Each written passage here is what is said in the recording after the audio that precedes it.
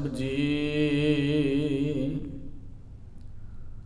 ਬਸੰਤ ਮਹਲਾ ਨਵਾਂ।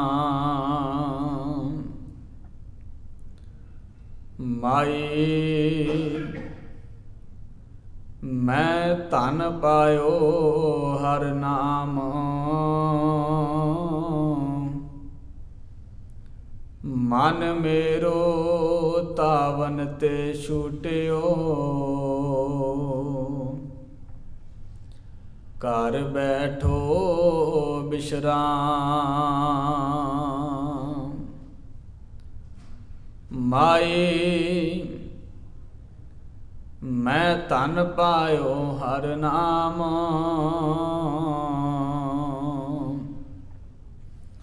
ਮਨ ਮੇਰੋ ਤਾਵਨ ਤੇ ਛੂਟਿਓ। ਘਰ ਬੈਠੋ ਬਿਸ਼ਰਾਮ ਰਹਾਓ। ਮਾਇਆ ਮਮਤਾ ਤਨ ਤੇ ਭਾਗੇ। ਉਪਜਿਓ ਨਿਰਮਲ ਗਿਆਨ।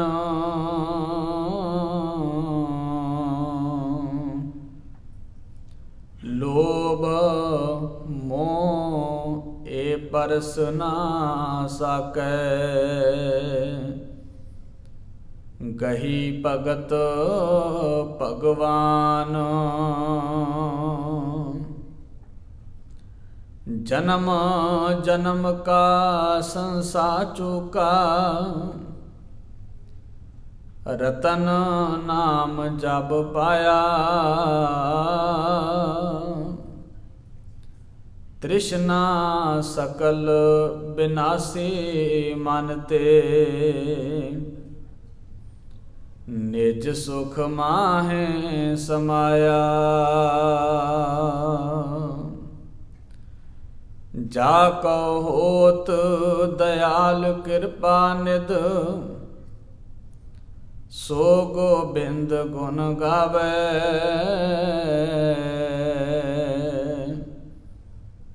ਕਉ ਨਾਨਕ ਏ ਬਿਦ ਕੀ ਸੰਪੈ। ਕੋ ਗੁਰਮੁਖ ਪਾਵੇ। ਜਾ ਕਉ ਹੋਤ ਦਇਆਲ ਕਿਰਪਾ ਨਿਧ। ਸੋ ਗੋਬਿੰਦ ਗੁਣ ਗਾਵੇ।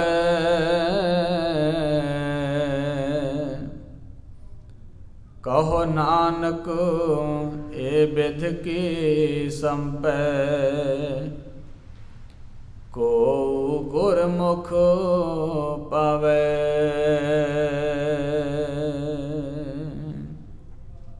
ਪਰਮ ਸਨਮਾਨਯੋਗ ਜੁਗੋ ਜੁਗੇ ਅਟਲ ਚਵਰ ਛਤਰ ਸਿੰਘਾਸਨ ਦੇ ਮਾਲਕ ਵਾਲੀਏ ਕੁਲ ਆਲਮ। ਹਾਜ਼ਰਾ ਹਜ਼ੂਰ ਜ਼ਾਹਰਾ ਜ਼ਹੂਰ ਸਰਬ ਕਲਾ ਭਰਪੂਰ। ਮੁਜਸਮਾ ਆਬੇ ਹਯਾਤ ਸਮੁੱਚੀ ਮਾਨਵਤਾ ਦੇ ਰਹਿਬਰ। ਖੰਡਾ ਬ੍ਰਹਿਮੰਡਾਂ ਦੇ ਮਾਲਕ ਦਾਤਾਰ ਸਤਿਗੁਰੂ ਨਿਮਾਣਿਆਂ ਦੇ ਮਾਣ। ਨਿਤਾਣਿਆਂ ਦੇ ਤਾਣ ਨਿਓਟਿਆਂ ਦੀ ਓਟ। ਦਸਾਂ ਪਾਤਸ਼ਾਹੀਆਂ ਦੀ ਜੋਤ ਸ਼ਬਦ ਗੁਰੂ ਧੰਨ ਧੰਨ ਸਤਿਗੁਰੂ ਗੁਰੂ ਗ੍ਰੰਥ ਸਾਹਿਬ ਮਹਾਰਾਜ ਸੱਚੇ ਪਾਤਸ਼ਾਹ ਜੀ। ਤਿੰਨਾਂ ਦੀ ਪਾਵਨ ਪਵਿੱਤਰ ਮੁਬਾਰਕ ਗੋਦ ਅੰਦਰ ਜੁੜ ਬੈਠੇ ਅਤੇ ਚੈਨਲ ਮੀਡੀਆ ਦੇ ਰਾਹੀਂ ਦੇਸ਼ਾਂ ਵਿਦੇਸ਼ਾਂ ਵਿੱਚ ਘਰਾਂ ਵਿੱਚ ਬੈਠ ਕੇ ਗਰੀਬ ਨਿਵਾਜ ਸਤਿਗੁਰੂ ਸੱਚੇ ਪਾਤਸ਼ਾਹ ਜੀ ਦੀ ਮੁਬਾਰਕ ਬਾਣੀ ਨਾਲ ਸਾਂਝ ਬਣਾ ਰਹੇ ਗੁਰੂ ਪਿਆਰੇ ਗੁਰੂ ਸਵਾਰੇ ਅਤੀ ਸਤਿਕਾਰਯੋਗ ਸਤ ਸੰਗੀ ਜਨੋ, ਵਡਭਾਗੇ ਹਾਂ ਦਾਤਾਰ ਸਤਿਗੁਰੂ ਜੀ ਦੀ ਮੁਬਾਰਕ ਬਾਣੀ ਨਾਲ ਜੁੜ ਕੇ ਇਸ ਮਨੁੱਖਾ ਜੀਵਨ ਨੂੰ ਹੋਰ ਕੀਮਤੀ ਅਤੇ ਦੁਰਲੱਭ ਬਣਾਉਣ ਲਈ ਉਦਮ ਉਪਰਾਲੇ ਕਰ ਰਹੇ ਹਾਂ। ਅਕਾਲ ਪੁਰਖ ਵਾਹਿਗੁਰੂ ਜੀ ਨੇ ਅਪਾਰ ਕਿਰਪਾ ਬਖਸ਼ਿਸ਼ ਰਹਿਮਤ ਕੀਤੀ ਹੈ। ਸੰਧਿਆ ਸਮੇਂ ਦੇ ਇਹਨਾਂ ਪਾਵਨ ਮੁਬਾਰਕ ਸਜੇ ਹੋਏ ਦੀਵਾਨਾਂ ਦੀਆਂ ਹਾਜ਼ਰੀਆਂ ਭਰ ਕੇ ਬਣੇ ਹੋਏ ਨੇਮ ਅਤੇ ਪ੍ਰੋਗਰਾਮ ਦੇ ਮੁਤਾਬਕ ਜਿੱਥੇ ਆਪ ਜੀਆਂ ਨੇ ਸੋਹਦਰ ਰਹਿਰਾਸ ਸਾਹਿਬ ਜੀ ਦੀ ਮੁਬਾਰਕ ਬਾਣੀ ਨਾਲ ਸਾਂਝ ਬਣਾਈ ਹੈ, ਮੇਰੇ ਤੋਂ ਪਹਿਲਾਂ ਆਪ ਜੀ ਬੜੇ ਹੀ ਸਤਿਕਾਰਯੋਗ ਭਾਈ ਪ੍ਰਿਤਪਾਲ ਸਿੰਘ ਜੀ ਹਜ਼ੂਰੀ ਰਾਗੀ ਜਥਾ ਗੁਰਦੁਆਰਾ ਸ਼੍ਰੀ ਬੰਗਲਾ ਸਾਹਿਬ ਦਿੱਲੀ ਵਾਲੇ, ਤਿੰਨਾਂ ਦੇ ਸਮੁੱਚੇ ਜਥੇ ਦੇ ਪਾਸੋਂ ਗੁਰਦੇਵ ਸਤਿਗੁਰੂ ਸੱਚੇ ਪਾਤਸ਼ਾਹ ਜੀ ਦੀ ਮੁਬਾਰਕ ਬਾਣੀ ਦਾ ਸ਼ਬਦ ਕੀਰਤਨ ਸ਼ਰਵਣ ਕਰ ਰਹੇ ਸੀ। ਹਜ਼ੂਰ ਧੰਨ ਗੁਰੂ ਤੇਗ ਬਹਾਦਰ ਸਾਹਿਬ ਮਹਾਰਾਜ ਸੱਚੇ ਪਾਤਸ਼ਾਹ ਜੀ ਦੇ 400 ਸਾਲਾ ਸ਼ਤਾਬਦੀ ਪੁਰਬ ਨੂੰ ਮੁੱਖ ਰੱਖਦਿਆਂ ਹੋਇਆਂ ਜੋ ਗੁਰਦੇਵ ਜੀਆਂ ਦੀ ਮੁਬਾਰਕ ਬਾਣੀ ਦੀ ਪਾਵਨ ਲੜੀਵਾਰ ਕਥਾ ਵਿਚਾਰ ਆਰੰਭ ਕੀਤੀ ਗਈ ਹੈ, ਤਿਸ ਲੜੀ ਦੇ ਤਹਿਤ ਹਜ਼ੂਰ ਗੁਰੂ ਤੇਗ ਬਹਾਦਰ ਸਾਹਿਬ ਮਹਾਰਾਜ ਸੱਚੇ ਪਾਤਸ਼ਾਹ ਜੀ ਦਾ ਮੁਬਾਰਕ ਸ਼ਬਦ ਰਾਗ ਬਸੰਤ ਵਿੱਚੋਂ ਦਾਸ ਨੇ ਆਪ ਜੀਆਂ ਦੇ ਨਾਲ ਪਾਠ ਰੂਪ ਵਿੱਚ ਸਾਂਝਾ ਕੀਤਾ ਹੈ। ਇਹ ਪਾਵਨ ਸ਼ਬਦ ਸਤਿਗੁਰੂ ਗੁਰੂ ਗ੍ਰੰਥ ਸਾਹਿਬ ਮਹਾਰਾਜ ਸੱਚੇ ਪਾਤਸ਼ਾਹ ਜੀ ਦੇ ਪਾਵਨ ਅੰਕ 1186 ਤੇ ਸੁਭਾਇਮਾਨ ਹੈ। ਗਰੀਬ ਨਵਾਜ ਸਤਿਗੁਰੂ ਧੰਨ ਗੁਰੂ ਤੇਗ ਬਹਾਦਰ ਸਾਹਿਬ ਮਹਾਰਾਜ ਸੱਚੇ ਪਾਤਸ਼ਾਹ ਜੀ ਪਾਵਨ ਸ਼ਬਦ ਦੇ ਰਾਹੀਂ ਕੀ ਬਖਸ਼ਿਸ਼ ਸਾਡੇ ਜੀਵਾਂ ਤੇ ਕਰਦੇ ਨੇ। ਵਿਚਾਰਾਂ ਦੀ ਸਾਂਝ ਕਰਨ ਤੋਂ ਪਹਿਲਾਂ ਗੁਰੂ ਘਰ ਦੀ ਮਰਿਆਦਾ ਨੂੰ ਬਹਾਲ ਕਰਦਿਆਂ ਕਲਗੀਧਰ ਸਵਾਮੀ ਬਾਦਸ਼ਾਹ ਦਰਵੇਸ਼ ਸਾਹਿਬੇ ਕਮਾਲ ਅੰਮ੍ਰਿਤ ਕੇ ਦਾਤੇ ਸਤਿਗੁਰੂ ਧੰਨ ਗੁਰੂ ਗੋਬਿੰਦ ਸਿੰਘ ਸਾਹਿਬ ਮਹਾਰਾਜ ਸੱਚੇ ਪਾਤਸ਼ਾਹ ਜੀ ਵੱਲੋਂ ਬਖਸ਼ਿਸ਼ ਕੀਤੀ ਹੋਈ ਪਾਵਨ ਫਤਿਹ ਨਾਲ ਸਾਂਝ ਬਣਾਈਏ। ਕੋਈ ਵੀ ਰਸਨਾ ਵਾਂਝੀ ਨਾ ਰਹੇ, ਅਦਬ ਸਤਿਕਾਰ ਸਹਿਤ ਗੁਰੂ ਚਰਨਾਂ ਵਿੱਚ ਸੀਸ ਝੁਕਾਉਂਦਿਆਂ ਨਿਮਰਤਾ ਸਹਿਤ ਗੁਰ ਫਤਿਹ ਪ੍ਰਵਾਨੋ, ਕੋਈ ਵੀ ਰਸਨਾ ਵਾਂਝੀ ਨਾ ਰਹੇ। ਇੱਕੇ ਵਾਰ ਕਹਿਣ ਤੇ ਫਤਿਹ ਪ੍ਰਵਾਨੋ ਆਖੋ ਜੀ ਵਾਹਿਗੁਰੂ ਜੀ ਕਾ ਖਾਲਸਾ ਵਾਹਿਗੁਰੂ ਜੀ ਕੀ ਫਤਿਹ। ਹਜ਼ੂਰ ਗੁਰੂ ਤੇਗ ਬਹਾਦਰ ਸਾਹਿਬ ਮਹਾਰਾਜ ਸੱਚੇ ਪਾਤਸ਼ਾਹ ਜੀ ਨੇ ਅੱਜ ਦੇ ਇਸ ਮੁਬਾਰਕ ਕਥਨ ਦੇ ਰਾਹੀਂ ਮਨੁੱਖੀ ਮਨ ਨੂੰ ਸੰਬੋਧਨ ਹੁੰਦਿਆਂ ਹੋਇਆਂ ਹਜ਼ੂਰ ਨੇ ਸਾਡੇ ਜੀਵਾਂ ਤੇ ਬਖਸ਼ਿਸ਼ ਕਰਦਿਆਂ ਹੋਇਆਂ ਪਾਵਨ ਮੁਬਾਰਕ ਸ਼ਬਦ ਦੇ ਰਾਹੀਂ ਸਮਝਾਉਣ ਦਾ ਯਤਨ ਕੀਤਾ ਹੈ। ਸ਼ਬਦ ਦੀ ਆਰੰਭਤਾ ਤੇ ਰਹਾਉ ਦੇ ਬੰਦ ਵਿੱਚ ਗੁਰਦੇਵ ਕਹਿੰਦੇ ਨੇ, ਮਾਈ ਮੈਂ ਧਨ ਪਾਇਓ ਹਰ ਨਾਮ। ਇਹ ਨੁਕਤਾ ਮੈਂ ਆਪ ਜੀ ਨਾਲ ਸ਼ਾਇਦ ਪਹਿਲਾਂ ਵੀ ਸਾਂਝਾ ਕੀਤਾ ਹੋਵੇ। ਸਤਿਗੁਰੂ ਗੁਰੂ ਤੇਗ ਬਹਾਦਰ ਸਾਹਿਬ ਮਹਾਰਾਜ ਸੱਚੇ ਪਾਤਸ਼ਾਹ ਜੀ ਦੀ ਮੁਬਾਰਕ ਬਾਣੀ ਨੂੰ ਜਿਸ ਵੇਲੇ ਆਪਾਂ ਪੜ੍ਹਾਂਗੇ, ਥੋੜ੍ਹਾ ਜਿਹਾ ਇਸ ਨੁਕਤੇ ਨੂੰ ਵਿਚਾਰ ਨਾਲ ਵੇਖਣ ਦੀ ਕੋਸ਼ਿਸ਼ ਕਰੀਏ। ਤਿੰਨ ਚੀਜ਼ਾਂ ਬੜੀ ਵਿਲੱਖਣਤਾ ਦੇ ਰੂਪ ਵਿੱਚ ਨਵੇਕਲੇ ਢੰਗ ਨਾਲ ਗੁਰੂ ਤੇਗ ਬਹਾਦਰ ਸਾਹਿਬ ਮਹਾਰਾਜ ਸੱਚੇ ਪਾਤਸ਼ਾਹ ਨੇ ਸਾਡੇ ਸਨਮੁਖ ਸਥਾਪਿਤ ਕੀਤੀਆਂ ਨੇ। ਪਹਿਲਾ ਹੈ ਵੀ ਉਹਨਾਂ ਦੀ ਬਾਣੀ ਦੇ ਵਿੱਚ ਜਿੰਨੇ ਵੀ ਸ਼ਬਦ ਹੋਣਗੇ, ਸ਼ਬਦਾਂ ਦੇ ਵਿੱਚ ਰਹਾਉ ਦਾ ਬੰਦ ਪਹਿਲਾ ਬੰਦ ਹੀ ਹੋਏਗਾ। ਦੂਜੀ ਬਾਤ ਜਿਹੜੀ ਵਿਆਕਰਣ ਦੇ ਪੱਖ ਤੋਂ ਹੈ, ਹਜ਼ੂਰ ਜਦੋਂ ਇਹ ਸ਼ਬਦ ਵਰਤਦੇ ਨੇ, ਸਾਧੋ ਮਨ ਕਾ ਮਾਨ ਤਿਆਗੋ ਭਾਗੋ ਮੰਗੋ, ਇਹ ਸ਼ਬਦ ਊੜੇ ਨੂੰ ਔਂਕੜ ਦੀ, ਹਾਹੇ ਨੂੰ ਔਂਕੜ ਦੀ ਬਜਾਏ ਊੜੇ ਨੂੰ ਔਂਕੜ ਦੇ ਨਾਲ ਹੋਣਗੇ। ਹਾਲਾਂਕਿ ਵਿਆਕਰਣ ਦੇ ਨੇਮ ਮੁਤਾਬਕ ਡਾਕਟਰ ਸਾਹਿਬ ਸਿੰਘ ਇਸ ਗੱਲ ਦਾ ਜ਼ਿਕਰ ਕਰਦਿਆਂ ਕਹਿੰਦੇ ਨੇ ਵੀ ਇੱਥੇ ਹਾਹੇ ਨੂੰ ਔਂਕੜ ਹੋਣਾ ਚਾਹੀਦਾ ਹੈ। ਪਰ ਸਤਿਗੁਰੂ ਗੁਰੂ ਤੇਗ ਬਹਾਦਰ ਸਾਹਿਬ ਮਹਾਰਾਜ ਸੱਚੇ ਪਾਤਸ਼ਾਹ ਜੀ ਦੀ ਮੁਬਾਰਕ ਬਾਣੀ ਦੇ ਵਿੱਚ ਇਸ ਪੱਖ ਨੂੰ ਜਿਸ ਵੇਲੇ ਅਸੀਂ ਵੇਖਦੇ ਹਾਂ, ਇਹ ਬੜਾ ਨਵੇਕਲਾ ਤੇ ਕੀਮਤੀ ਪੱਖ ਸਾਡੇ ਸਨਮੁਖ ਉੱਭਰ ਕੇ ਆਉਂਦਾ ਹੈ। ਤੀਜੀ ਬਾਤ ਹਜ਼ੂਰ ਦੀ ਬਾਣੀ ਵਿੱਚ ਹੈ, ਗੁਰਦੇਵ ਨੇ ਆਪਣੀ ਬਾਣੀ ਵਿੱਚ ਇਹ ਸ਼ਬਦ ਜਿਹੜੇ ਕਾਮਨ ਸਾਂਝੇ ਨੇ, ਉਹ ਜ਼ਿਆਦਾਤਰ ਉਹਨਾਂ ਦੀ ਵਰਤੋਂ ਕੀਤੀ ਹੈ। ਉਹ ਹੈ ਸਾਧੂ, ਸੰਤੋ, ਬਾਬਾ, ਮਾਈ, ਭਾਈ ਤੇ ਪ੍ਰਾਨੀ। ਇਹ ਸ਼ਬਦ ਗੁਰੂ ਤੇਗ ਬਹਾਦਰ ਸਾਹਿਬ ਮਹਾਰਾਜ ਸੱਚੇ ਪਾਤਸ਼ਾਹ ਜੀ ਦੀ ਪਾਵਨ ਬਾਣੀ ਵਿੱਚ ਜਦੋਂ ਵੀ ਅਸੀਂ ਸ਼ਬਦਾਂ ਨੂੰ ਪੜ੍ਹਾਂਗੇ, ਜ਼ਿਆਦਾਤਰ ਇਹ ਸ਼ਬਦ ਸੰਬੋਧਨ ਦੇ ਰੂਪ ਵਿੱਚ ਸਾਡੇ ਸਨਮੁਖ ਆਉਣਗੇ।